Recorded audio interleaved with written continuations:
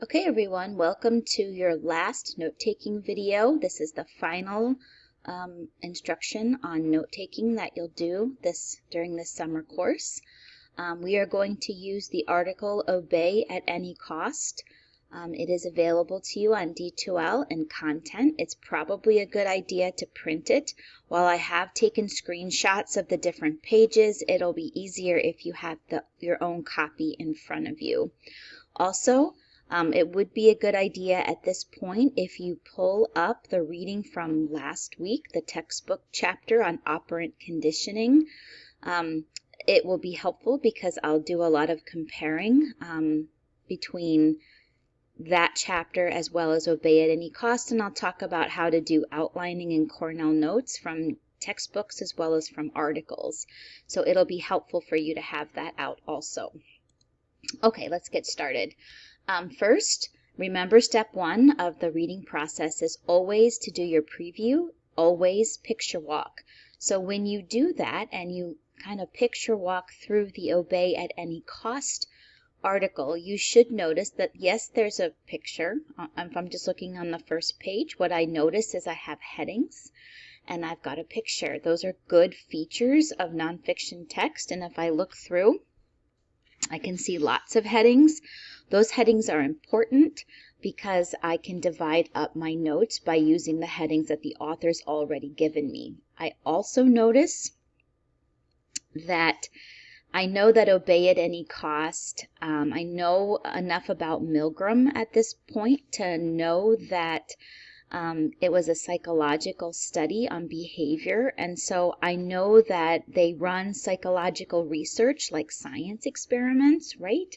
It's scientific research. So I know when I look at those headings, I can kind of see that, right? Because you can see the method and then you see the results and a discussion. Like I can see the different parts of an experiment. So all of that will give me background knowledge and let me predict the different sections and how they relate to each other. So all of that is important. Okay. So the first thing we're going to look at is outlining. Remember, we talked about outlining in week 1.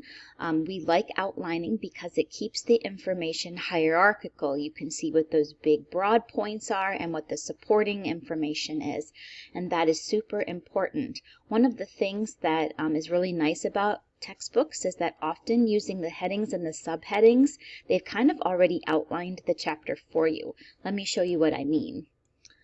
So here is a page from your operant conditioning reading from last week.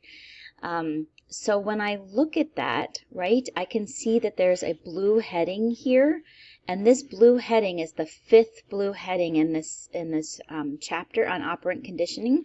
So that's why it has a Roman numeral 5. And then underneath that is a brown heading. It's smaller than the blue one, and so this is the first major support under this heading, so it gets an A, right? And that structure should make sense. And so then when you look at an example, here are my outline notes for that page. So you can see Roman numeral 5, and then you can see A underneath that, right? So I've outlined just that section. At this point, you might want to pause the presentation, make sure you reread that section, and then reread my notes to see how I outlined the information from the chapter, what information I included. You'll notice right here there's a little tree. It's a classification tree because there's types. That word types helps me know that I can classify things. And so again, it's important to notice the way things are done. I like dashes as well. That helps me preserve that hierarchy. So flip back, pause the presentation and flip back and forth between these slides. Again, the PowerPoint has been given to you. It's in D2L, so that way you can pull that up and kind of read through these and then come back to the video when you're ready to move on. Okay, here's 2 pages later, and I just wanted to show you the continuation of that hierarchy. The brown headings get letters, so the next one is B, and then we have C, and then those black headings are smaller underneath the brown, so that's a 1 and a 2. So again, you can see how the textbook authors really already outlined the chapter, and you can follow their lead and just take your notes that way. That is a nice thing about textbooks and the way they're set up. Okay. So then how do we apply that to an article, right? And so there are headings, so we're going to use them. There's an introduction before the first heading, so we're going to start there. So why don't you go ahead and read the introduction and try to decide what's important on your own. Pause the presentation here and read the introduction to Obey at Any Cost. Okay, and then here's an outline of the introduction. Again, notice the hierarchy. We've got the main point here. Stanley Milgram of Yale conducted a study on obedience to examine the idea of obedience to authority as a response to the atrocity of World War II. Anytime I've borrowed the language directly from the article, I must put it in quotes, otherwise I am plagiarizing, so it's super important. Any words you take directly from the text should be in quotation marks. And here's a major support, one of the most famous in psychology's history. Here's some of those details, right? We have a book, we have a movie. It ignited a debate about ethics of using humans, and that he had to develop this experiment about hurting other people without hurting anyone, which was kind of hard to do. And then here's Milgram's beliefs, and that's a direct quote because I couldn't say that any better. And so it's a direct quote from the text, so it's in quotation marks. So take a look at the outline, see how I grouped the information from the introduction. You may pause here if you need to. All right, so then I also outlined Roman numeral 1, which is his first heading, which is the theoretical propositions. And so again, you can see the hierarchy here. We've got the main idea, the supporting details, and an example. So you might want to pause here, compare the information from that first heading with the outline here. Next, here's Roman numeral number 2, method. I've given you the skeleton of the outline. I've given you kind of headings as well as the hierarchy. What I'd like for you to do here is fill in the details. So this outline is not good enough. You can't learn anything from this. You could look at this and still not really understand what happened in the experiment. So it's important that you fill in the details, but you can go ahead and use my skeleton here in order to do that. So pause the presentation here, read Roman numeral 2 method, and then go ahead on your own paper. You can type or handwrite this, and I want you to go ahead and outline this section with my skeleton. Okay, now it's your turn. So you're going to need to pause the presentation here, and you have to take outline notes on Roman numeral 3 results. Now, I have screenshotted the entire section of the results, but if you can't read this well enough, feel free to, you should have printed the article anyway, but know that you are to outline. There's no skeleton. You're on your own now. So go ahead and try to outline this next section. Pause the presentation here and do that.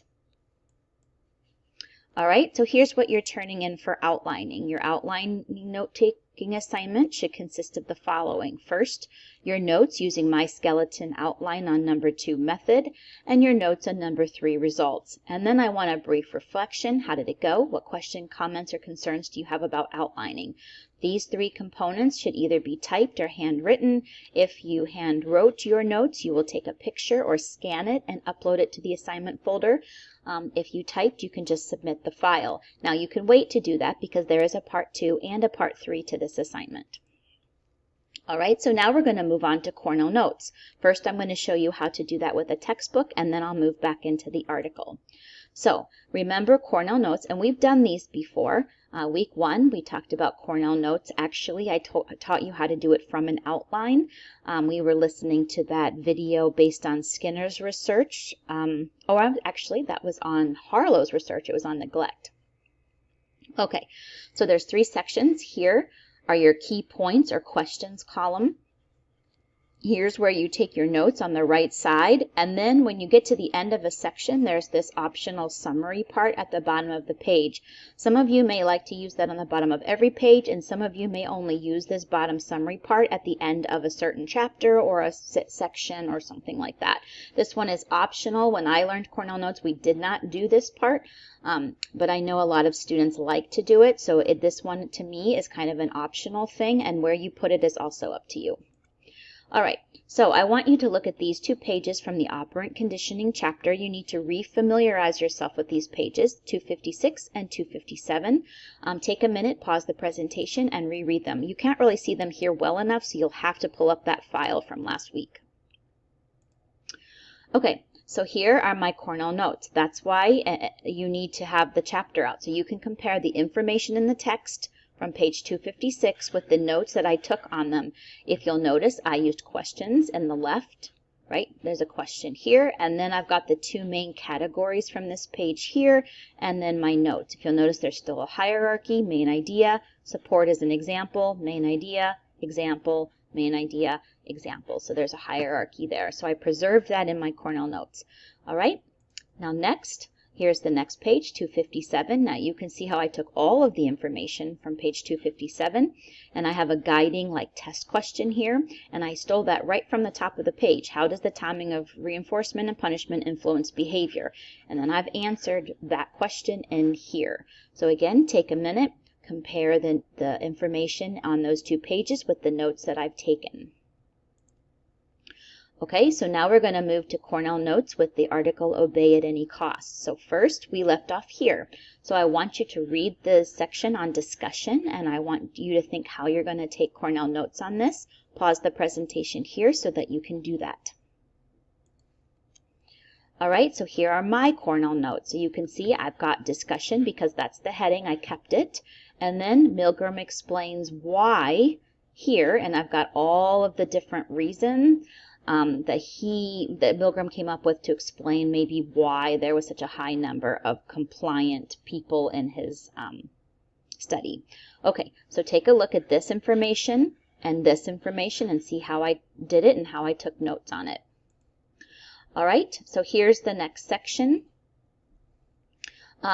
Again, you're on significance of the findings. There's your heading, so you know what section of the text you're in. Again, I've given you the skeleton. All of these headings would go in the left column. These are your questions that would help you study. And you can see there's a hierarchy here because these are all ways Milgram expanded his study.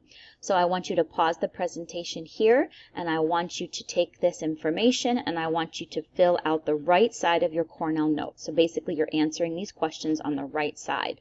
So here's where I've kind of guided you. So pause the presentation here and complete this section of Cornell notes. All right, now you're on the next part, which is criticisms, and I want you to take Cornell notes on this section by yourself.